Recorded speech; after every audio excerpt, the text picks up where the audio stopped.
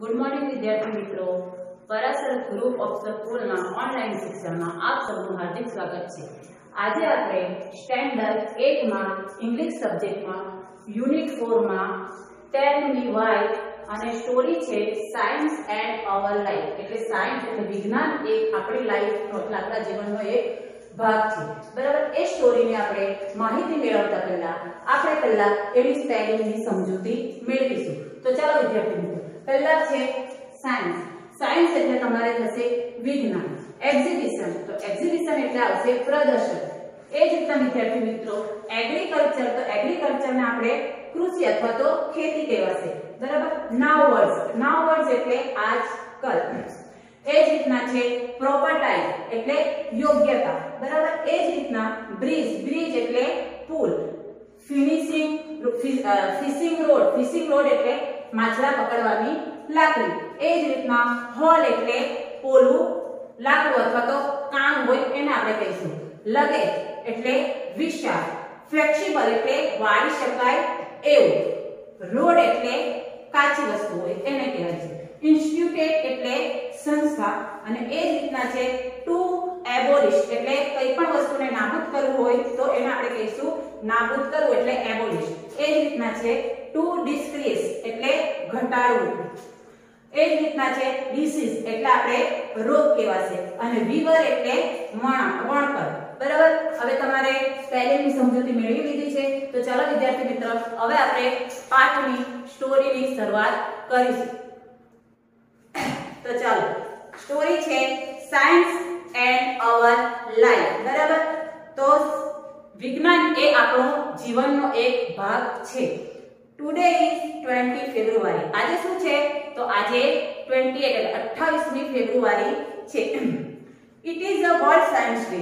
તે શું છે? આજના દિવસે વર્લ્ડ ડે એટલે વિશ્વનો વિજ્ઞાન દિવસ કહી શકાય। There is science exhibition is Kartik school. આજે શું છે? તો આજે કાર્તિકની સ્કૂલમાં વિજ્ઞાન પ્રદર્શન મેળો છે।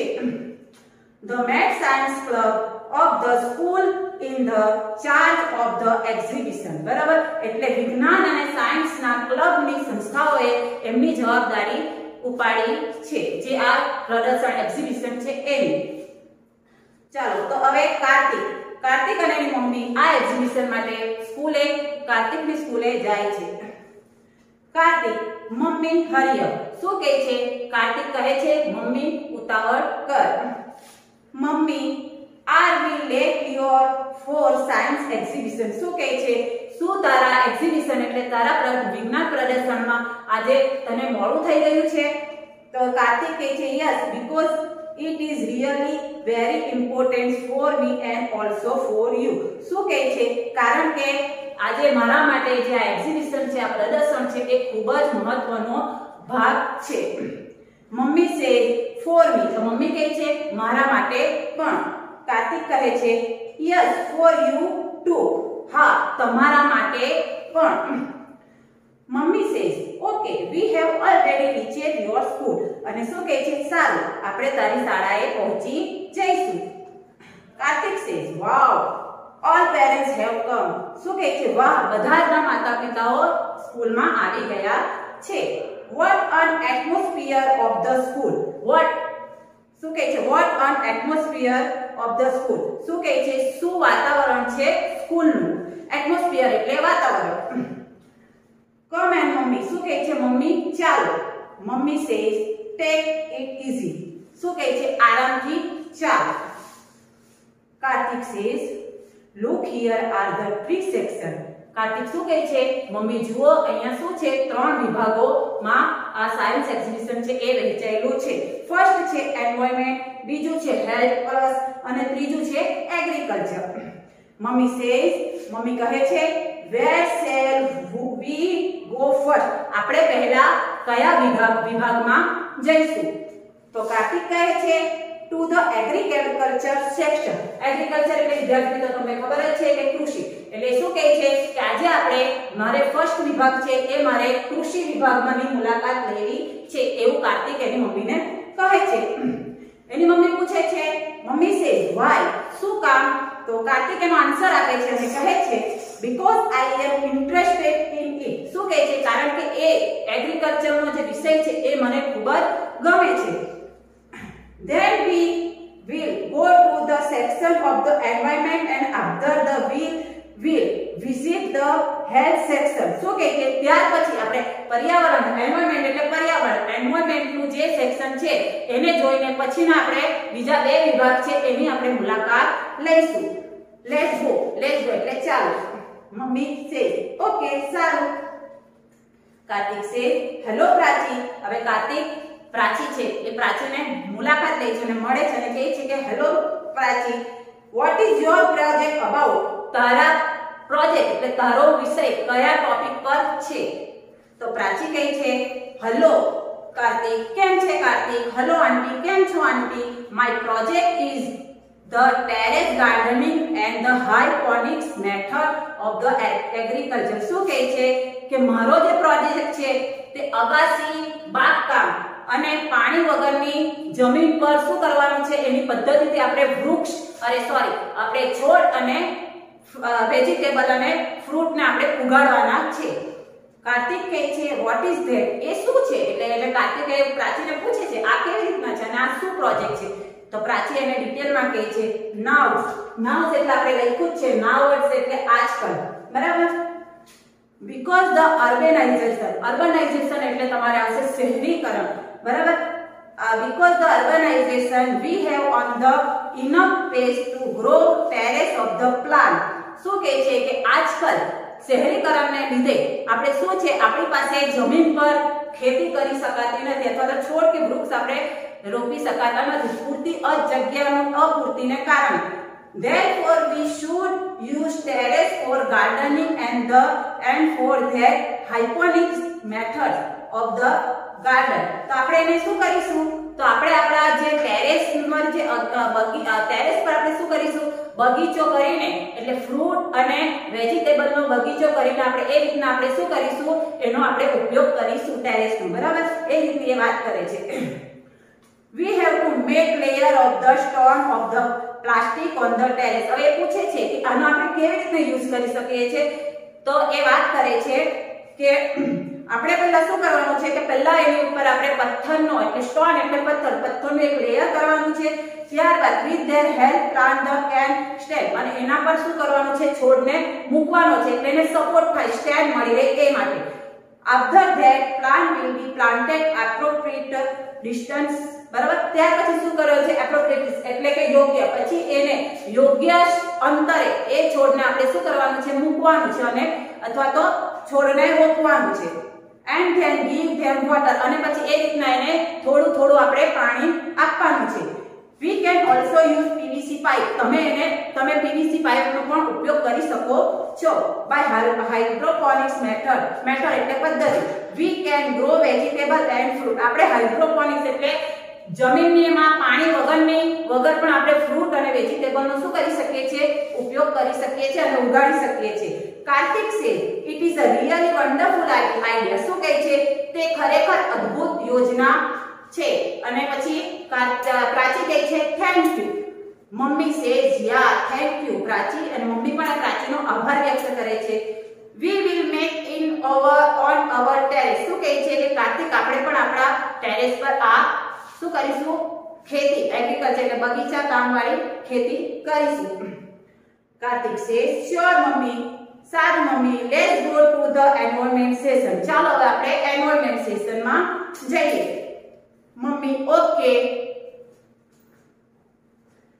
હવે એ લોકો પછી જાય છે બીજા વિભાગમાં જાય છે જ્યાં એન્વાયરમેન્ટ છે એટલે કે પર્યાવરણના વિભાગમાં જાય છે અને ત્યાં જે પર્યાવરણનો વિભાગ છે જે એન્વાયરમેન્ટનો વિભાગ છે એ વસંત કરીને છોકરો છે એ બતાવતો પ્રદર્શન કરતો હોય છે.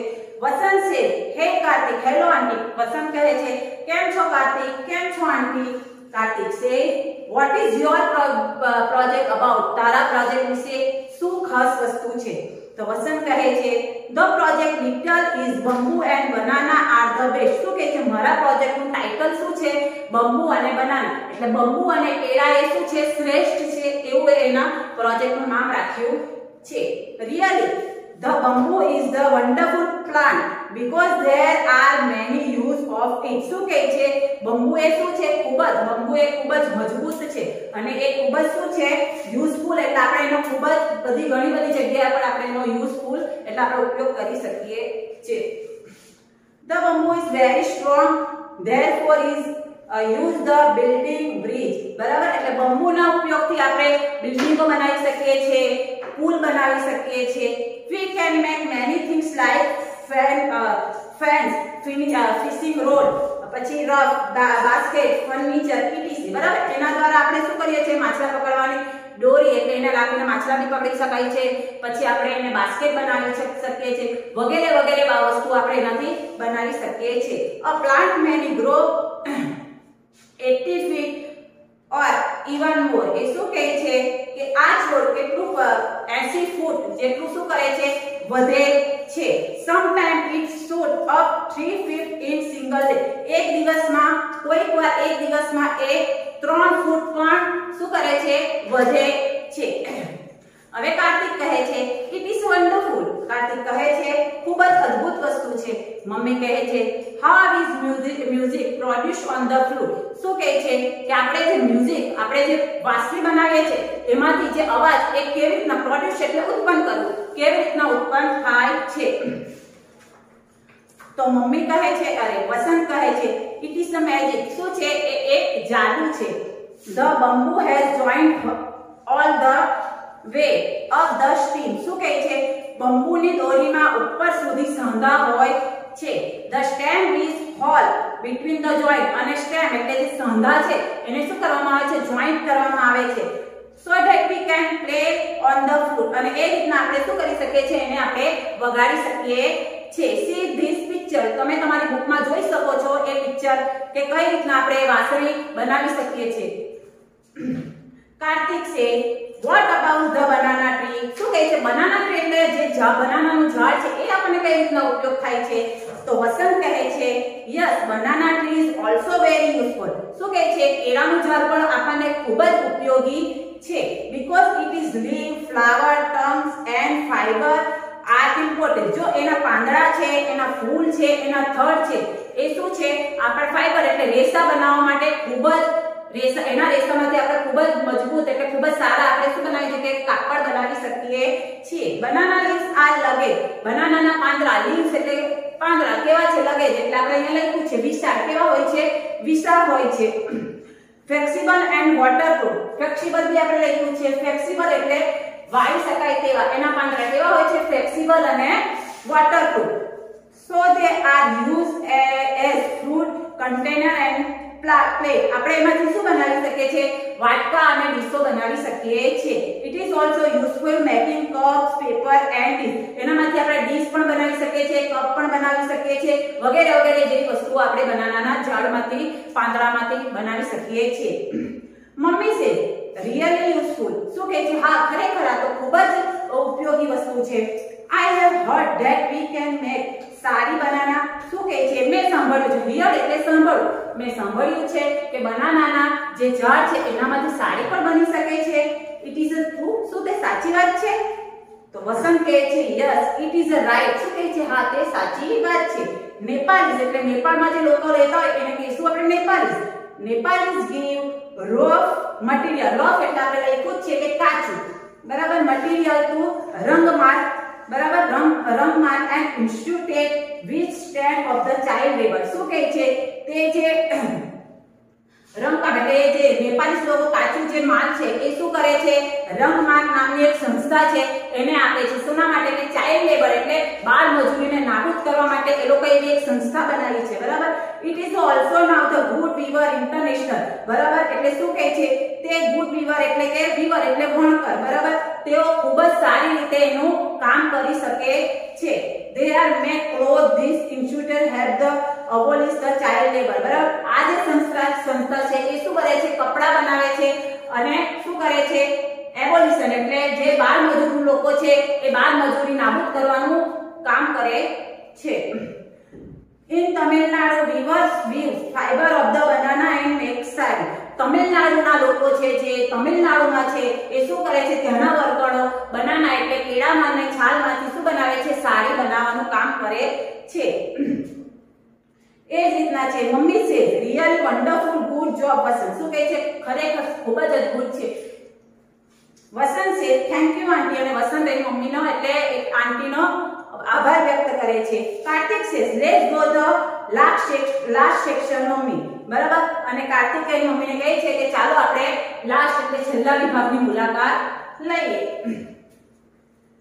Mummy say yes sure mummy કહે છે વાંધો નહીં ચાલો કાર્તિક સે હેલો અંજના હવે અંજના જે છે એ હેલ્થ એન્ડ વેલ્થ નામનું જે એની પાસે પ્રોજેક્ટ છે એને લઈને એ પ્રદર્શન માટે ઊભી છે Kartik says hello Anjana what is your project about તારા પ્રોજેક્ટ વિશે શું છે તો અંજના કહે છે hey Kartik hello aunty my project is health in wealth મારો પ્રોજેક્ટ શું છે સ્વાસ્થ્ય સંપત્તિ છે herbal spice and more than eight flower dish herbal એટલે આપણે જે ઓર્ગેનિક હોય બરાબર જે વનસ્પતિ હોય ઓર્ગેનિક વનસ્પતિ હોય તે સ્પાઇસી એટલે તીખું બરાબર આ બંને વસ્તુ આપણે આપણી ડીશોમાં આપણે જ્યારે કે ખાવાનું બનાવતા હોય તો આપણે શું હોય છે સ્પાઇસી અને ઓર્ગેનિક વસ્તુનો આપણે યુઝ કરતા હોઈએ છીએ spicy and herbal we really very useful શું કહે છે વેરી યુઝફુલ એટલે સ્પાઇસી અને હર્બલ છે એ ખૂબ જ આપણા માટે